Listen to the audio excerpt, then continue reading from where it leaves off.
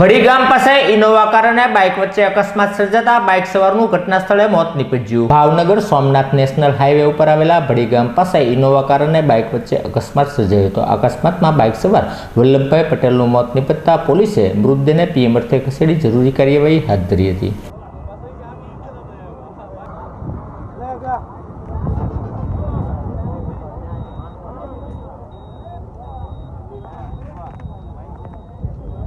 हमारे भाई बंदो फोन है गाड़ी